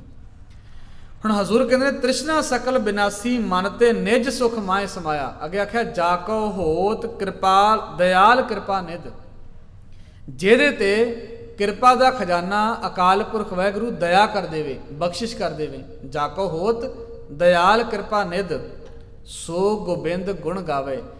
ਅਕਾਲ ਪੁਰਖ ਵਾਹਿਗੁਰੂ ਦੇ ਗੁਣ ਵੀ ਉਹ ਮਨੁੱਖ ਗਾ ਸਕਦਾ ਜਿਹਦੇ ਮਨ ਵਿੱਚ ਤਾਂਘ ਪੈਦਾ ਹੋ ਜਾਏ। ਤਾਂਘ ਤੋਂ ਬਿਨਾਂ ਇਹ ਕੰਮ ਨਹੀਂ ਹੋ ਸਕਦਾ। ਗੁਰੂ ਦੀ ਕਿਰਪਾ ਦਾ ਮਤਲਬ ਹੈ ਮਨ ਦੇ ਵਿੱਚ ਤਾਂਘ ਪੈਦਾ ਹੋ ਜਾਣੀ। ਗੁਰੂ ਤੇ ਕਿਰਪਾ ਕਰ ਹੀ ਰਿਹਾ ਵੀ ਜਿਹੜਾ ਗੁਰੂ ਨੇ ਸਾਡੇ ਸਨਮੁਖ ਐਡਾ ਮਹਾਨ ਖਜ਼ਾਨਾ ਸਾਡੇ ਸਨਮੁਖ ਸੰਪਾਦਨਾ ਕਰਕੇ ਲਿਖ ਕੇ ਰੱਖ ਦਿੱਤਾ। ਹੁਣ ਜੇ ਅਸੀਂ ਪੜ੍ਹੀਏ ਨਾ ਤੇ ਹੀ ਕਹੀ ਜਾਈਏ ਵੀ ਗੁਰੂ ਕਿਰਪਾ ਨਹੀਂ ਕਰਦਾ, ਕਿਰਪਾ ਨਹੀਂ ਕਰਦਾ। ਗੁਰੂ ਨੇ ਤੇ ਕਿਰਪਾ ਕੀਤੀ। ਇੰਨਾ ਕੀਮਤੀ ਸਰੀਰ ਸਾਨੂੰ ਦਿੱਤਾ, ਅੱਖਾਂ ਵੇਖਣ ਵਾਸਤੇ ਦਿੱਤੀਆਂ, ਜ਼ੁਬਾਨ ਬੋਲਣ ਵਾਸਤੇ ਦਿੱਤੀ, ਸਮਾਜ ਵਿੱਚੋਂ ਇੰਨੇ ਵਰਡ ਪਿਕ ਕੀਤੇ ਅਸੀਂ, ਗੁਰਬਾਣੀ ਦਾ ਖਜ਼ਾਨਾ ਸਾਡੇ ਕੋਲ ਹੈ। ਅਜੇ ਵੀ ਅਸੀਂ ਆਖੇ ਸਾਡੇ ਤੇ ਕਿਰਪਾ ਨਹੀਂ ਹੋਈ ਤੇ ਕਿਸ ਦਿਨ ਹੋਏਗੀ ਕਿਰਪਾ? ਫਿਰ ਗੁਰੂ ਕਿਰਪਾ ਕਰ ਰਿਹਾ। ਮੁਸ਼ਕਿਲ ਹੈ ਅਸੀਂ ਕਿਰਪਾ ਦੇ ਪਾਤਰ ਬਣਨਾ ਨਹੀਂ ਚਾਹੁੰਦੇ। ਹਜ਼ੂਰ ਨੇ ਆਖਿਆ ਗੁਰੂ ਕਿਰਪਾ ਕਰੇ ਤੇ ਮੈਂ ਕਿਰਪਾ ਦਾ ਪਾਤਰ ਬਣ ਜਾਵਾਂ, ਤਾਂ ਕਿਤੇ ਜਾ ਕੇ ਮੈਂ ਗੁਰੂ ਦੇ ਗੁਣਾਂ ਨੂੰ ਚੇਤੇ ਕਰ ਸਕਦਾ। ਜਾ ਕੋ ਹੋਤ ਦਇਆਲ ਕਿਰਪਾ ਨਿਧ, ਸੋ ਗੋਬਿੰਦ ਗੁਣ ਗਾਵੇ। ਤੇ ਹਜ਼ੂਰ ਅਖੀਰ 'ਚ ਕਹਿੰਦੇ ਨੇ ਕਹੋ ਨਾਨਕ, ਹੇ ਨਾਨਕ ਆਖ, ਇਹ ਬਿਧ ਕੀ ਸੰਪੈ। ਇਹ ਜਿਹੜੀ ਵਸਤੂ ਹੈ, ਕਿਹੜੀ ਵਸਤੂ? ਨਾਮ ਧਨ ਵਾਲੀ ਵਸਤੂ, ਗੁਰੂ ਦੀ ਮੱਤ ਗੁਰਬਾਣੀ ਵਾਲੀ ਵਸਤੂ। ਇਹ ਜਿਹੜੀ ਵਸਤੂ ਹੈ ਇਹ ਤਾਂ ਪ੍ਰਾਪਤ ਹੋ ਸਕਦੀ। ਕਹੋ ਨਾਨਕ ਇਹ ਬਿਧ ਕੀ ਸੰਪੈ, ਕਉ ਗੁਰਮੁਖ ਪਾਵੇ। ਗੁਰੂ ਦੇ ਸਨਮੁਖ ਹੋ ਕੇ ਜਿਹੜਾ ਮਨੁੱਖ ਇਸ ਵਸਤੂ ਨੂੰ ਪ੍ਰਾਪਤ ਕਰ ਲਏਗਾ, ਹਜ਼ੂਰ ਨੇ ਆਖਿਆ ਉਹ ਵਿਰਲਾ ਹੈ, ਉਹ ਖਾਸ ਹੈ। ਗੁਰੂ ਦੀਆਂ ਨਜ਼ਰਾਂ ਦੇ ਵਿੱਚ ਉਹ ਪੰਚ ਹੈ। ਔਰ ਐਸੇ ਪੰਚ ਬਾਬਤ ਹਜ਼ੂਰ ਕਹਿੰਦੇ ਨੇ ਪੰਚ ਪ੍ਰਵਾਨ, ਪੰਚ ਪ੍ਰਧਾਨ, ਪੰਚੇ ਪਾਵੇਂ ਦਰਗਾ ਮਾਨ। ਸਤਿਗੁਰੂ ਸੱਚੇ ਪਾਤਸ਼ਾਹ ਕਿਰਪਾ ਕਰਨ ਅਸੀਂ ਵੀ ਗੁਰੂ ਦੀ ਨਜ਼ਰ ਵਿੱਚ ਪੰਚ ਬਣ ਕੇ ਗੁਰੂ ਦੀ ਦਿੱਤੀ ਹੋਈ ਮੱਤ ਮੁਤਾਬਕ ਆਪਣਾ ਜੀਵਨ ਬਤੀਤ ਕਰ ਸਕੀਏ, ਤਾਂ ਕਿ ਸਾਡਾ ਵੀ ਜਿਹੜਾ ਮਨ ਹੈ ਉਹ ਵਿਸ਼ਿਆਂ ਵਿਕਾਰਾਂ ਦੇ ਵਿੱਚੋਂ ਨਿਕਲ ਕੇ ਪ੍ਰਗਟ ਹੋ ਕੇ ਗੁਰੂ ਦੀ ਮੱਤ ਗੁਰੂ ਦੀ ਬਾਣੀ ਤੇ ਸਟੈਂਡ ਕਰ ਸਕੇ, ਸੱਚ ਦੀ ਵਿਚਾਰਧਾਰਾ ਨਾਲ ਖੜ ਸਕੇ। ਸਤਿਗੁਰੂ ਕਿਰਪਾ ਕਰਨ ਸਾਡਾ ਜੀਵਨ ਕਿਰਦਾਰ ਐਸਾ ਢਲ ਜਾਏ। ਗਰੀਬ ਨਵਾਜ਼ ਸਤਿਗੁਰੂ ਸੱਚੇ ਪਾਤਸ਼ਾਹ ਜੀ ਦੀ ਮੁਬਾਰਕ ਬਾਣੀ ਦੀ ਵਿਚਾਰ ਕਰਦੇ ਹਾਂ। ਹੋਈਆਂ ਬੇਅੰਤ ਭੁੱਲਾਂ ਚੁੱਕਾਂ ਦੀ ਖਿਮਾ, ਧੰਨ ਗੁਰੂ ਗ੍ਰੰਥ ਸਾਹਿਬ ਮਹਾਰਾਜ ਸੱਚੇ ਪਾਤਸ਼ਾਹ ਬਖਸ਼ਣਯੋਗ ਹਨ, ਬਖਸ਼ ਰਹਿਣਗੇ ਸਭਨਾਂ ਦਾ ਧੰਨਵਾਦ। ਬੁਲਾਓ ਫਤਿਹ ਆਖੋ ਜੀ। ਵਾਹਿਗੁਰੂ ਜੀ ਕਾ ਖਾਲਸਾ, ਵਾਹਿਗੁਰੂ ਜੀ ਕੀ ਫਤਿਹ।